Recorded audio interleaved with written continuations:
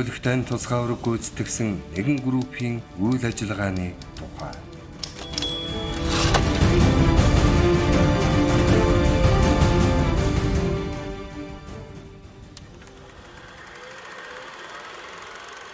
Улсыг аюулаас хамгаалах байгууллагаас чөлөөлөх дайны эхэнд зохиосон нэгэн гол ажил бол Өвөр Монгол манжуурын нутагт 4 чиглэлээр тагнуулын тусгай групп томилж ажиллуулсан явдал байв.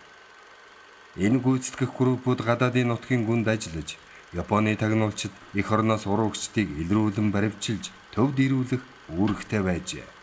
Нөгөө нэг үүрэг нь Японы тагнуулд баривчлагдсан буюу сургаггүй болсон тагнуулчдаа эрен сурвалжлах, нутгийн ард түмний санал сэтгэлийг судлах, бүгд найрамдах Монгол Ард улсын улс төрийн бодлогыг тайлбарлан ойлгуулах, тухайн орон нутгийн засаг захиргаа, худалдаа үйлчилгээний байгууллага, сүм хийдүүд дайны хөлд сүйтсэн байдлыг сэргээх, хэвийн үйл ажиллагаа явуулах нөхцөлийг бүрдүүлэх зэрэг байв.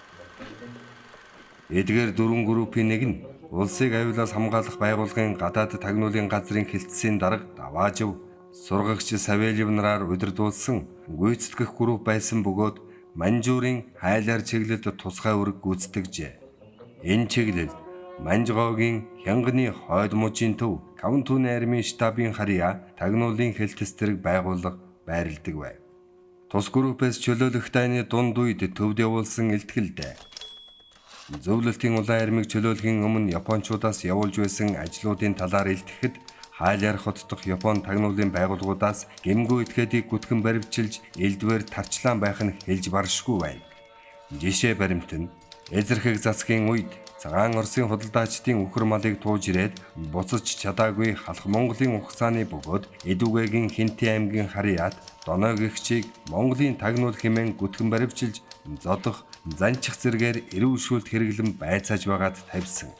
Японы тагнуулын газрууд энгийн албан байгууллагын шугамар өөрийн тагнуулын ажлыг мужийн яам, Монгол сонин хэвлэлийн газар, цагдаа зэргийн газар, цэргийн төлөөлөгч газар, төмөр замын хэрэг эрхлэх газар зэрэг газруудын халахвчаар зохион байгуулж ажилдаг нь манай урдах мэдээнүүдийн үнэн болох нь тэдний архивын материалууд болон хотын ард түмний тодорхойлолтоор давхар батлагдав. Хайлаар хотноо бүгд найрамдах Монгол Ард улс ба зөвлөлт холбоот улсыг эзэргүүцсэн тагнуулын хэлтсэн Түживан хэмээх онцгой яманд байсан байна. Энэхүү байгууллагуудад ажиллаж байсан японочууд нь биднээс зугтаж явахдаа тагнуулын байгууллагуудын сүүлийн үеийн чухал материалуудыг галдан шатааж явснаас материалууд бүрэн олдоогүй. Гэвч Японд тагнуулын ба улс төр эдийн засгийн талаар авч явуулан байсан ажил хэрэгүүд, зөвлөлт Монгол улсыг эсэргүүцсэн гүтгэж байсан ном сонин хэвлэлүүд, радиогоор нэвтрүүлж байсан эсэргүү ухуулгуудын зэрэг их материалд хэрэглэгдэх ба манай ажил дээр ашиглах материалуудыг тус групп нь олж авсан бөгөөд эл материалуудын дотроос өөртөө хэрэглэгдэх чухал материалыг орчуулан авч жинхэнэ их материалуудыг хэвээр хүргүүлв. Баруун шин баргын төв Алтан эмээл, Далайн нуурын нүүрсний станц, Манжуур хот, Нандуун, Амгалан, Ганжуур сүм зэрэг газруудад Японы тагнуулын салбар тасгууд байна хэмээн манай газар урд хураагдж байсан баримт материалын цөм үнэн болон шалгаран батлагдж байна. Жишээ нь зүүн шин баргын Ганжуур сүм дээр байсан цагдаа зэргийн сумангаас хайлаараас баруун тийш буюу цагаан хэмээх газар буй төмөр замын станц дээр байсан цагдаа зэргийн салбарт явуулсан бичгтээ дурдсан нь Ганжуур сүм дээр суудаг Баргалам самдан нь энэ 1945 оны 7 дугаар сарын 19-ний өдөр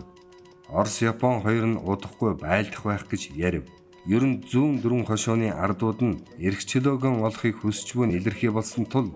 тагнуулын ажлыг онцлон зохиох нь маш чухал байна хэмээжээ. Энэ мэтчлэн тагнуулын байгууллагууд нь манжуурын ард иргэдийг зүйл бүрээр сэжиглэн тагнах явдал тийхүү өмнөх сар хоногудад улам идэвхжиж байжээ хэмээн дурджээ. Тус группээс тагнуулын ажлын зэрэгцээ байлдааны ажиллагаа явуулж байсан байна. Тухайлбал тус групп хэд хэдэн байлдааны ажиллагаа явуулсан бөгөөд 1945 оны 8 дугаар сарын 24-ний өдөр Алтан эмээл дээр ирж буудлан байхад Алтан эмээлээс зүүн тийш 10 гаруй километрт орших дээд шар нугын өмнө Гэрлэн голын хойд иргэдээр бугшин байсан зэвсэг бүхий 14 Японы офицерууд байхыг орон нутгийн нэгэн ардаас тодорхойлж ирснийг Даваажив, Эршүү нараар толгойлуулсан нэг групп 9 хүнийг явуулж нэр бүхий дайснуудыг илрүүлсэнд дайсны зүгээс пулемет ба винтовоор гал нээж хориглон эсэргүүцэж тулалдсанд манай группээс хариу гал найсанд дайсан хэрлэн голыг ургаш гатлан зугтсанд мөрдөн хөөж 4 хүнийг нь устгаж буу зэвсэг сум хэрэглийг олзож 5 хүнийг зүхтаалгажээ. Группийн хүн хүчний хохирлын тухайд жолооч дамчаа гэгч гар хөнгөн шархацснаас өөр хохирол үзээгүй байна. Мөн Солон хошууны шинэхэн сүмийн орчим буу зэвсэг бүхий 9 Япон явна гэх мэдээг нутгийн ардаас авч мөн оны 9 дугаар сарын 10-ны өдөр даваажив сургагч цэдэн нам тэргүүтэй байлдагч бүгд 11 хүний бүрэлдэхүүнтэй хэсэг шинэхэн сүмээс баруун тийш 10 гаруй километр зайтай газарт 3 Япон цэрэгтэй тулгарч бүслэн авах гэтэл зугтсан учраа хөөж устгаж мөн өдөр шинэхэн сүм дээр ирээд байсан буу зэвсэг бүхий Япон 7 цэрэгийг олзлон авсан байна. Мөн Солон хошууны шинэхэн сүм ба Улаан харган сумын харьяат бөгөөд Манжговгийн 6 дугаар морьт хорооны дарга эд хурандаа байсан Бурайд Ванжил мөн хорооны сумгийн дарга Цэрэндаш Цэдэн тагнууд байсан Чимэд орж Минж Балжиням хянган сэтгүүлийн эрхлэгч Жамбалд орж төмөрсөх нарыг Солон хошууны ажилтан Бадмын тодорхойлолт мөн Япон тагнуулын газрын олзулсан материалууд ба манай газар урд илэрсэн тагнуулын мэдээ хэрэгтний мэдүүлэг материалуудаас үндэслэн дайчлан баривчилж дорнод хэлтэстээр хүргэж авчирсан бөгөөд эдгээр хэрэгтнүүд нь цөм Япон тагнуулын газрын даалгавартай ажиллаж байснаа хүлээсэн байна.